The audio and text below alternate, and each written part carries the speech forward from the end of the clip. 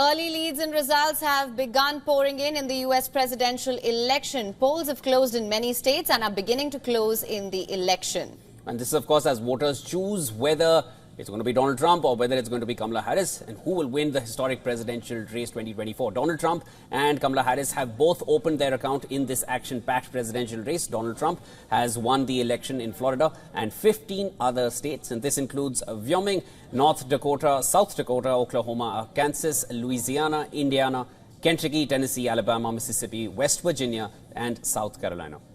On the other hand, Harris has taken New York and 8 other states, including Maryland, Massachusetts, Vermont, Rhode Island, Connecticut, Illinois, New Jersey, and Delaware. All Democratic strongholds, so no surprises there. So far, that gives Harris 99 electoral votes, and Trump has 177.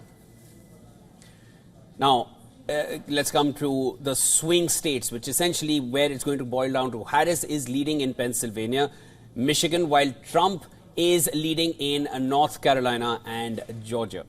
Shivan, I would just like to add an update that is just coming in. It's Harris at 99 and Trump at 178 at the moment. Those are the updated figures.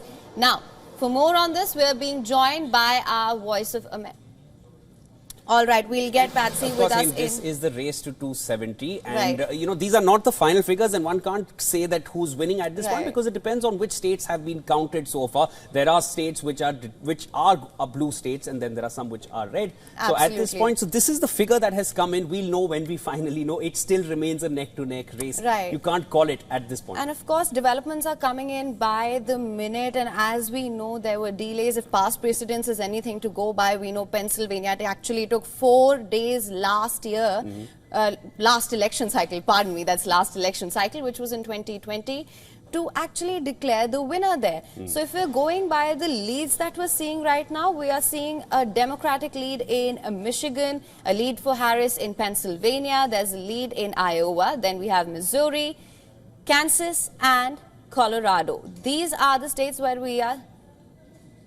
Yeah, and the latest that has just come in, of course, is New York, where the Democrats have won, and no surprises there at this point. But, you know, the figures that we're showing you right here on WION as part of our continuous coverage, which includes the leads and the wins. As of now, Trump and the Republicans are at 246 and the Democrats are at 177. Do not take these as final figures or a final conclusion to this race. The race will conclude when it actually ends. It still remains a neck-to-neck race, but these are the leads and wins compiled, which we are tracking for you and which we are showing under on your screen right in front. Right, and when we talk about the blue wall states in Wisconsin, it's actually Kamala Harris who's gained a lead here.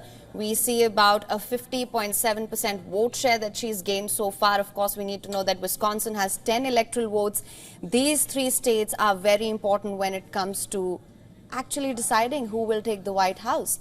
It's definitely, you know, the 3 issues which are going to determine are your abortion, there is economy, and then there is immigration. When it comes to economy, there are certain voices which are leaning more towards Trump, where they have more trust in him. Abortion, of course, you know, Kamala Harris, her stance is absolutely clear, and Trump has largely, you know, fumbled to make a clear stance on that front for obvious reasons, as the Republican Party has their own stance on it. But that is where Kamala Harris is definitely, you know, getting all votes towards her end, because that is what people are absolutely wanting from her, and that is what she's standing for most strongly at this point. Absolutely.